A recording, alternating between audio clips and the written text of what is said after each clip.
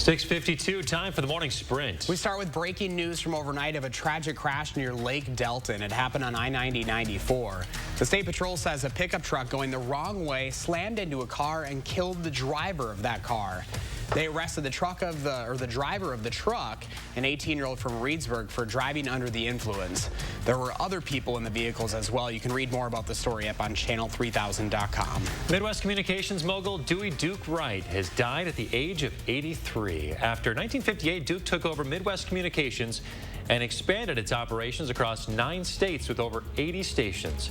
Before his death, Wright was inducted into the Wisconsin Broadcasters Hall of Fame. Changes are being recommended to the state legislature to have the National Guard give an annual report of incidents and policy changes related to sexual misconduct. Support for these changes is bipartisan, and changes could come as soon as January. Governor Tony Evers announcing a program designed to combat homelessness and opioid addiction. The Recovery Voucher Program will use $2 million to provide affordable housing to homeless people who've been diagnosed with opioid use disorder.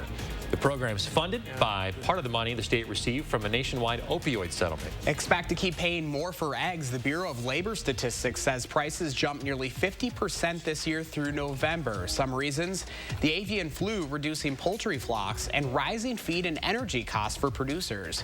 Experts think the peak is past, but until these conditions improve, prices will remain high. U.S. House staffers have to remove TikTok from their government phones. A House committee voted this week to ban the Chinese-owned app due to a number of security risks.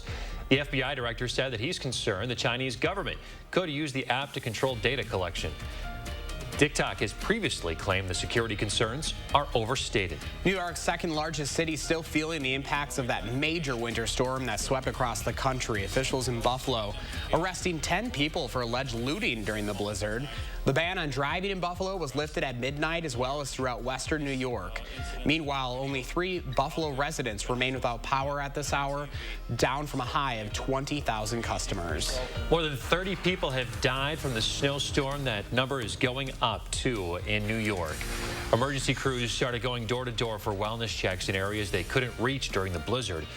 The Buffalo airport has reopened for the first time since the storm hit. With COVID-19 cases surging in China, the Biden administration announcing a new COVID testing requirement for travelers from there beginning January 5th. All travelers to the U.S. from China will be required to take a COVID test no more than 2 days before travel and provide a negative test before boarding their flight. Other countries like Italy and Japan have already announced their own new testing requirements on those arriving from China. Oh, this video just does not look real. New drone footage showing a row of houses fully crystallized in ice, turning Ontario's Fort Erie town into a fairy tale ice town this week. It's all part of that historic blizzard that hit the U.S. and Canada over the Christmas weekend that brought on strong winds, freezing rain, heavy snowfall, power outages, and a massive cancellation of flights.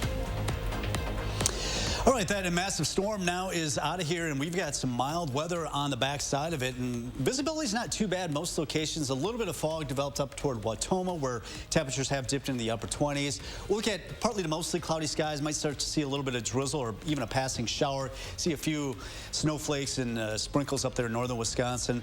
That's out ahead of a cold front that will arrive later tonight. But right now, we're mild. In fact, we're just up to 42 degrees, 43 in Wisconsin Dells. We are calling for mild temperatures today. That cold front does arrive after midnight tonight, so it will be colder tomorrow, but still above average. In fact, we'll be in the upper 30s, maybe a brief shower or some drizzle. Possibility again on Saturday if you're headed out for New Year's Eve. That could be a major storm system. A stronger storm will arrive on Monday and Tuesday. Monday night and Tuesday could actually bring some heavier rain around here, and then behind that we do cool off a little bit toward the middle of next week with temperatures in the middle 30s. A nice little break from winter. Yeah, but break, it's hard to believe. It was just a week ago that we had the storm. Crazy. Have a great day, folks. We're back with the news and weather update in 30 minutes.